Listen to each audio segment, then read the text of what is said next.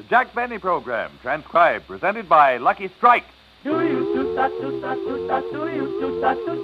be happy, go lucky, be happy, get better taste, be happy, go lucky, get better taste today. Friends, tear and compare.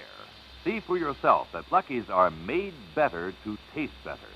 From a newly opened pack, take a cigarette made by any other manufacturer.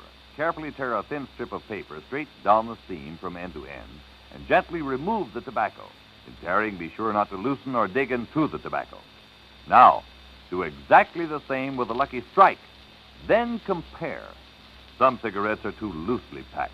Some even fall apart. But look at that Lucky. See how it stays together. A perfect cylinder of fine, mild tobacco, so round and firm and fully packed, so free and easy on the draw. Now, what does this mean to you as a smoker? It means your Lucky is free of excessive air spaces, hot spots that burn harsh and dry, and those annoying loose ends that spoil the taste. And because your Lucky has long strands of fresh, clean, good-tasting tobacco, it burns evenly, smokes smooth and mild. Yes, tear and compare. Prove to yourself that Luckies are made better to taste better. Then make your next carton Lucky Strike. The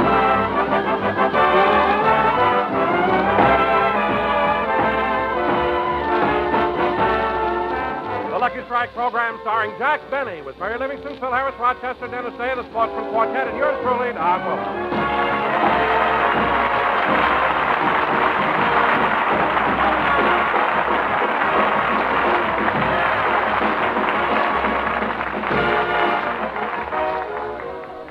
And now, ladies and gentlemen, it gives me great pleasure to bring you the star of our show, a man who... Wait a minute, hold it.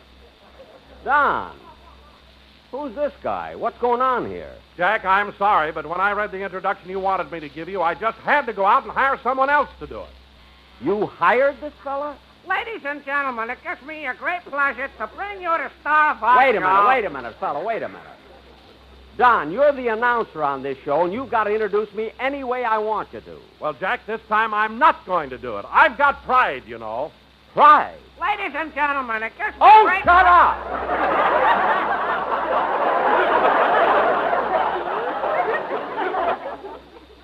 Don, what is this pride you're talking about? I'll tell you what it is. Just because you played a violin duet with Isaac Stern on last week's television show, I'm not going to introduce you as a great concert violinist. You're not? Ladies and gentlemen, it Hold gives it, me will you, great... please? Hold it a minute. Hold it. Phil. Great concert violinist. Dad, you sound like somebody's been spiking your rosin.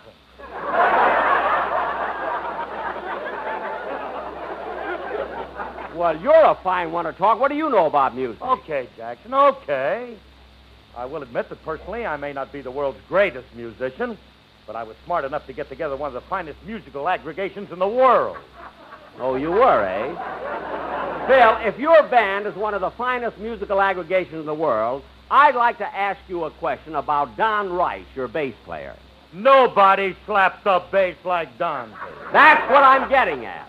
Why is it he always sticks his hand in a bucket of water before he slaps the bass? Force of habit. What? Used to work in the brewery slapping labels on beer bottles.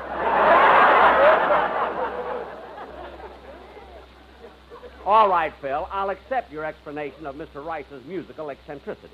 But what about Bagby, your piano player? What about good old Bag? Well, Phil, I won't say anything about the fact that he's on parole. We'll forget that. But he can't read music, he doesn't know the white keys from the black keys, and I never saw such a crazy-looking piano. What's that extra pedal for? That was Bagby's idea. 4 pedals on a piano? What are they? Soft, medium, loud, and gas. Gas pedals? Never knows when he'll have to make a getaway. Oh, then that answers my other question. I was going to ask why the piano has white sidewall tires. Old Bagby thinks of everything. Well, it's too bad he doesn't think a little more about music.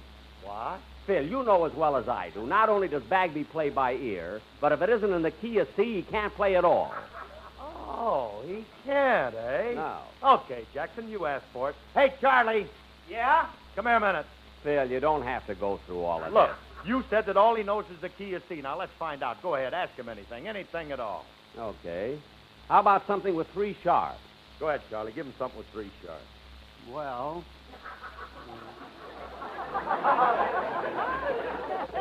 Think hard, Charles. oh, I know. The Andati movement from the Barber of Seville by Gillette. Wait a minute. The Andante movement from the Barber of Seville by Gillette. 3 sharps? Look sharp, feel sharp, be sharp.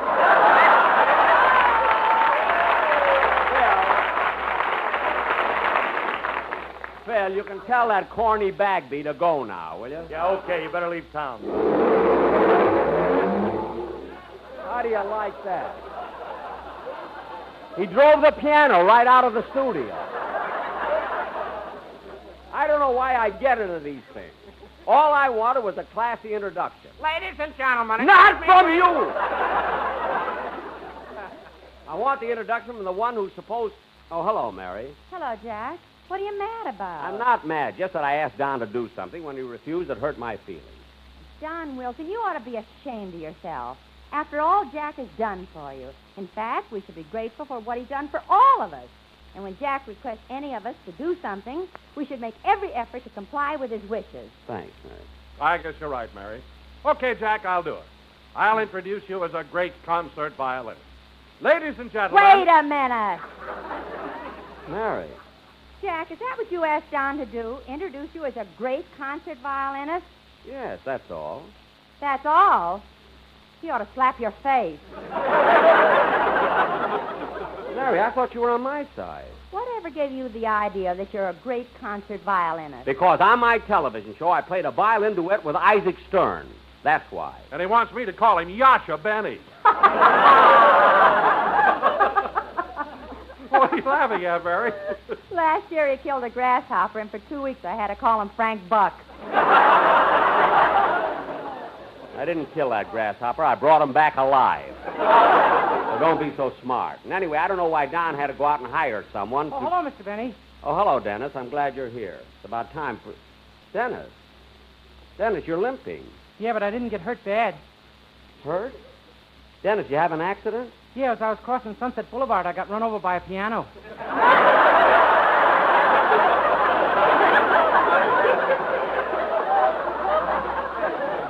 Oh, for heaven's sake. That was Bagby. He got his piano from Madman Wurlitzer. Now, Dennis, I got to get this program started, so you better sing your song right now. I'm not going to sing until you pay off for my being on your television show. I can't do that until next week. Jack, why can't you give him the money now? Oh, he isn't going to pay me money. Mr. Benny said if I went on a television show, he'd do something for me that's a great honor. A great honor? Yeah, he's going to write in my name for president in the California primary.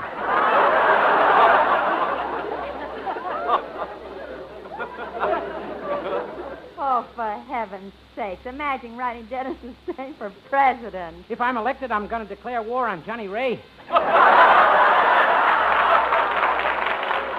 Dennis! I will now sing my campaign song. Just sing the song you're supposed to. If you're sweetheart... Never mind that. Sing the song you're supposed to.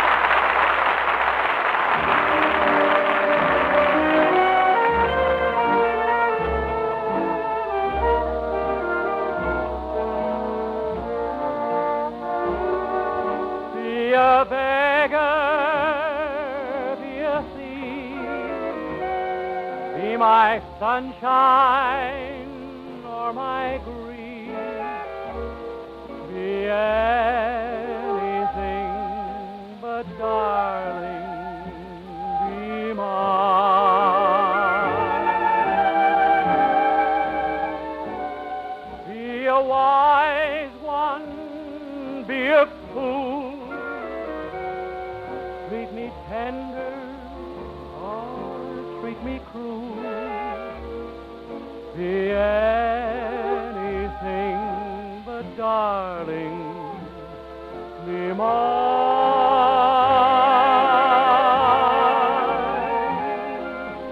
Climb to the top of the ladder. Be princess of all to survey.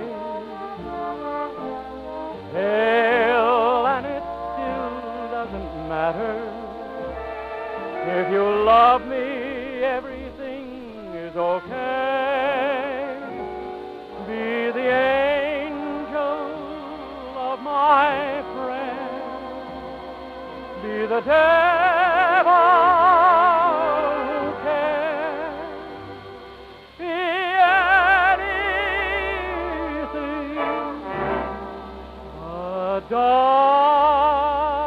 Darling,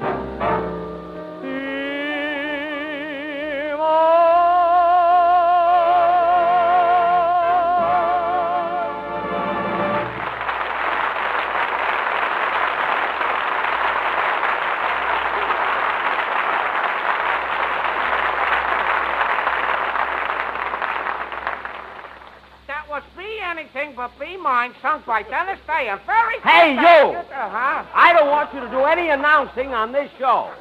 Oh, okay. Hey, Mr. Wilson, if I ain't going to do no introduction, well, give me my dough so I can go home. You haven't done anything. I'm not going to pay you. Oh, yes, you are, Don. You got yourself into this. Now pay him and get him out of here. Oh, all right. How much do I owe you? $1.25. Okay, here you are. Thanks. So long. Wait a minute, fellow. Come back here. Yeah? You take a job as an announcer on a coast-to-coast program for $1.25? That's my price, $1.25.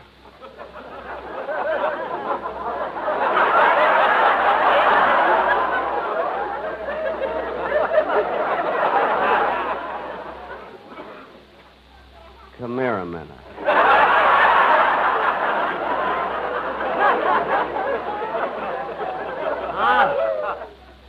$1.25 for an announcer. Read this, will you? Just try this. Yeah, okay, sure. The Lucky Strike program starring Chuck Benny with Mary Livingstone, Calaras, Rochester, Tennessee, and yours truly, Bertram Kvetch.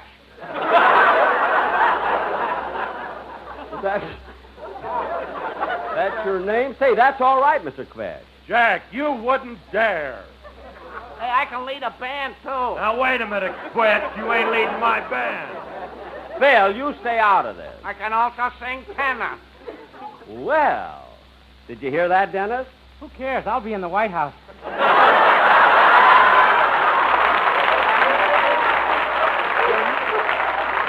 You're not going to be president, forget it. You stick around, Mr. Kvetch, and I'll talk to you after we do our play. Oh, Jack, are we going to do a play? Yes, Mary. Tonight we're going to do our version of that great Universal International picture, Bend of the River.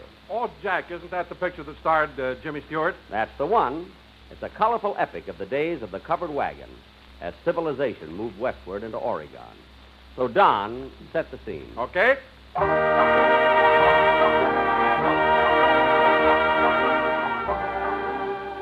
In the year 1867, at the end of the Civil War, a covered wagon set forth toward the northern tip of Oregon. Its destination was a new settlement, and leading this intrepid group of pioneers was that fearless frontiersman, Buck Benny. Yes, Buck Benny. That's me. Our wagon's cargo was not guns, ammunition, or other implements of war, but food to tide the settlers through the rugged winter.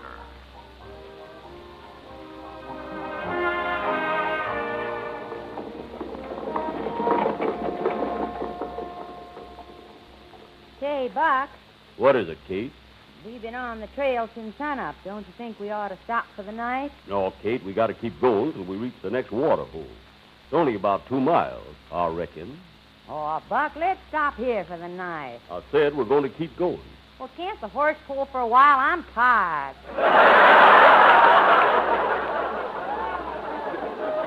Well, all right. Hey, Dobbin, get out of that wagon. Sure gives you $1.25 worth.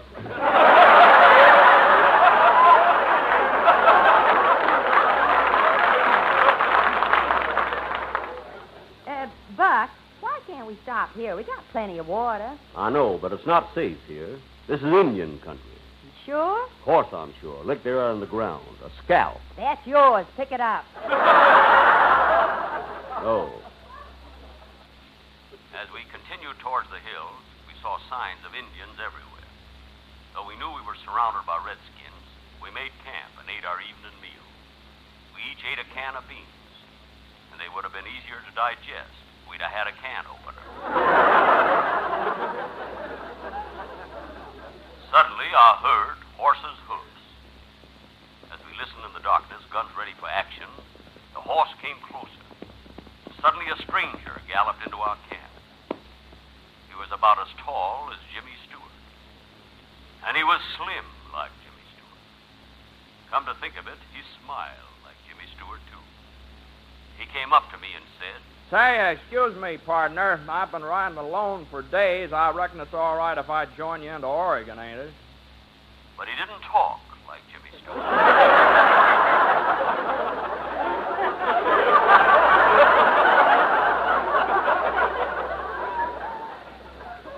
I turned to him and said, What's your name, stranger? Jimmy Stewart.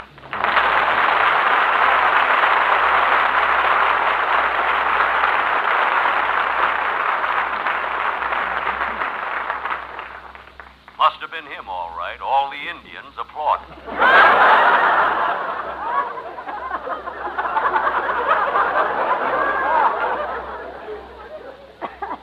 I invited Jimmy to join us, and he got off his horse. Well, he didn't exactly get off. He just straightened his legs, and the horse ran out from under him.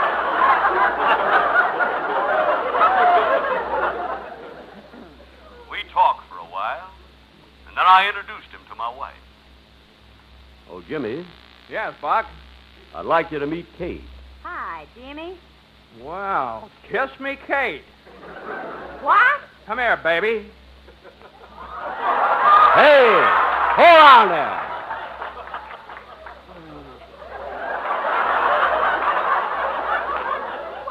Got her dropping script.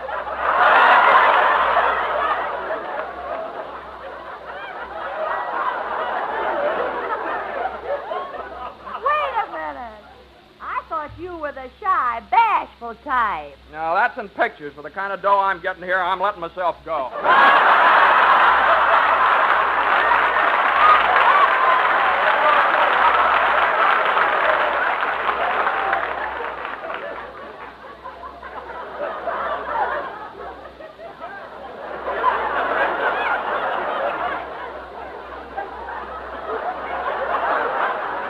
He was not a buck and a quarter man. It was good to have Jimmy along with us. He knew the country so well. I welcomed him, not as a follower, but as a leader. Yeah? I took over. We were loaded with supplies for the settlers. We had a sack of flour. Kate carried that. A case of canned vegetables. Buck carried that. And one bag full of milk. The cow was carrying that. The only thing we were short of was fresh meat. So one day, Buck and I went hunting. Hey, quiet, Buck. Here, I hear something. Let's take a look. Okay. Hey, say it's a bear. No, Jimmy. It's a buffalo. I thought it was a bear. But I took his word for it. It was a buffalo. I couldn't argue with a man who's been pinching nickels all his life. I'll get him. Down it, ran into the woods. Hey, wait a minute, Jimmy. We'll soon have meat. Well, what do you see? Quiet now. I'm taking aim at a raccoon. Now, don't shoot. It might be Kefauver.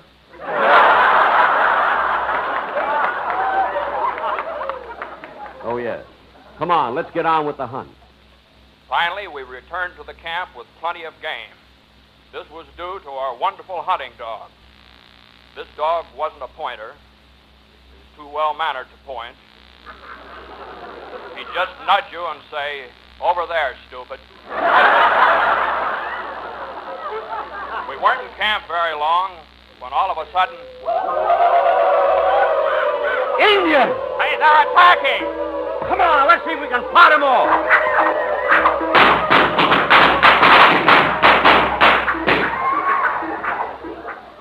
It's no use. We might as well give up. I ain't a giving up. My name is Buck Benny, and I ain't afraid of man, beast, or grasshopper. But I know these Indians. Look, 2 of them are coming up to powwow with us. They sure look savage. How, Indians? How? What tribe you Indians from? Sioux tribe. Me, Big Chief Thunderstorm. Oh. And who you? Me, little white cloud that cried.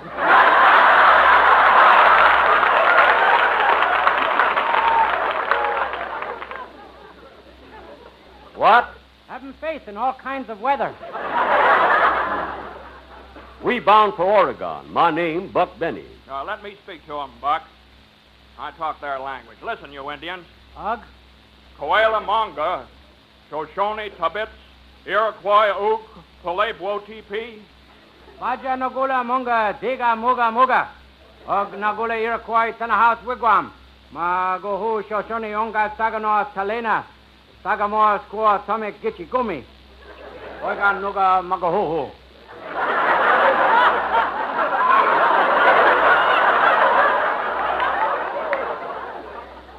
What did he say?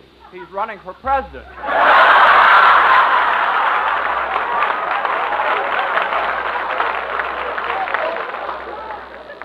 Now, Chief, we're not looking for trouble. We want peace. Only way you can have 'em peace is make you join tribe. You mean make us Indians? Yeah. We decided to be adopted by the tribe. And that night, after adoption ceremonies, we sat around the campfire with the other Indians and sang songs.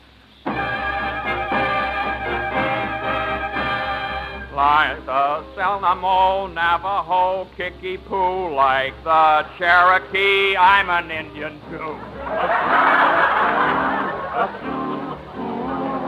Just like Battle Axe, Jesse Block, Manny Sachs, like those Indians, I'm an Indian too.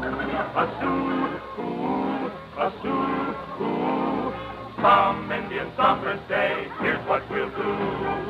Take some Indian made for riding Tippecanoe. I'll wear Marcus a wampum belt feather hat. We'll go to proof you don't know your song.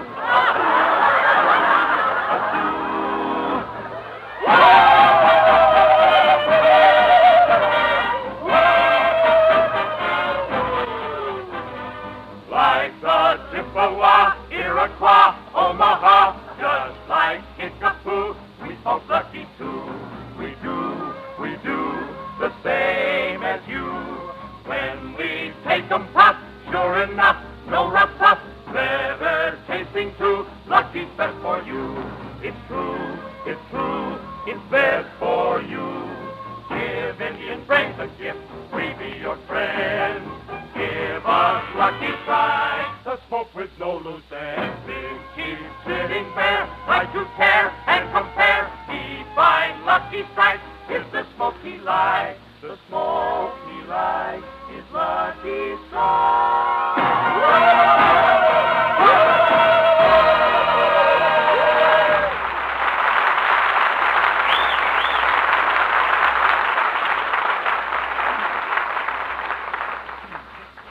The following day, we bid farewell to the Indians, and our wagon pushed on. We crossed the mountains and kept traveling. We weren't sure of where we were until one day, while on a vast open plain, another wagon crashed into us. It was then we knew we were in California. Happily, we continued northward. Yep. Well, we'll soon reach the end of the trip. Then we can have all... Someone's approaching on horseback. All right, now be careful. Get your guns. Don't waste ammunition. Don't shoot till you see the whites of his eyes. Whoa! Whoa, teetotaler. Hi, old strangers. I'm Curly Hair. No wonder we didn't see the whites of his eyes. Wait a minute, stranger. What can we do for you? I want to buy your food. I'm working with a bunch of miners. Gold miners? Yep, and we struck it rich. We got tons of gold, but we need food to carry us through the winter. Our food ain't for sale. It's for the settlers in Oregon. But I'll pay you well. I'll give you 10 times what you paid for it. And in gold. He's offering us gold, Jimmy. Gold. Let's sell. Now, Buck, think what you're doing. With the gold, you'll starve to death. But with the food, you'll live. Live to see another spring with its flowers and soft breezes and balmy air scented with orange blossoms. Now, wouldn't you rather have all that than to die with the gold?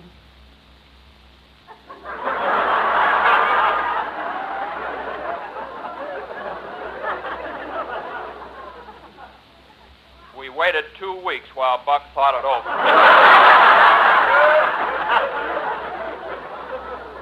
I made up my mind, Jimmy. We're going to sell the food. And I say we're not. Who's going to stop me? Me and my shooting iron. Well, I've got a gun, too. Draw. Oh. I hated to do it, Buck, but it was the only way. Oh, that's all right, Jimmy.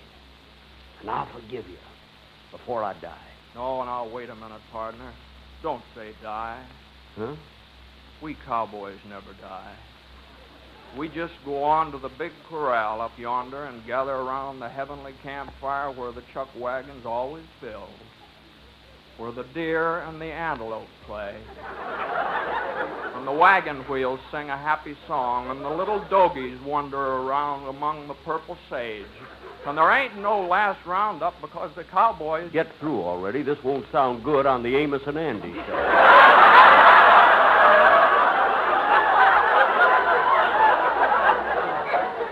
Oh. Goodbye, Jimmy. Goodbye, everybody. So, Buck passed on. But I know that even though he's not with us, he's happier now than he ever was before because we buried him in the gold mine. So the wagon train pushed onwards. Ever onwards we pushed till we reached the settlement in Oregon at the bend of the river.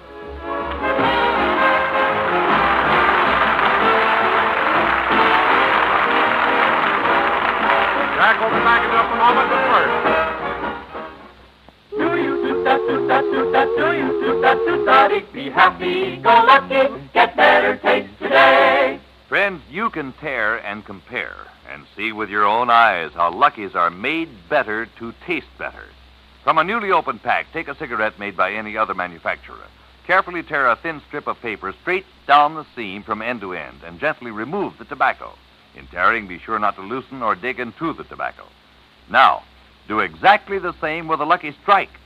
Then compare. You'll see some cigarettes are so loosely packed they fall apart. Others have excessive air spaces, hot spots that burn harsh and dry. But you won't find that in a Lucky. Just look at that perfect cylinder of fine, mild tobacco, so round, so firm, so fully packed, so free and easy on the draw. Notice those long strands of fresh, clean, good-tasting tobacco that smoke smooth and even, that gives you a milder, better-tasting cigarette. Yes, friends, tear and compare. Prove to yourself that Lucky's are made better to taste better. Then make your next carton Lucky Strike. Do you do-da-do-da-dee. Be happy, go lucky, strike today. Ladies and gentlemen, I want to thank Jimmy Stewart for being on my program tonight, and be sure to hear him tomorrow night on the Lux Radio Theater when he will do No Highway in the Sky. Good night, folks. The Jack Benny program is brought to you by Lucky Strike, product of the American Tobacco Company, America's leading manufacturer of cigarettes. Jack Benny came to you transcribed. This is the CBS Radio Network.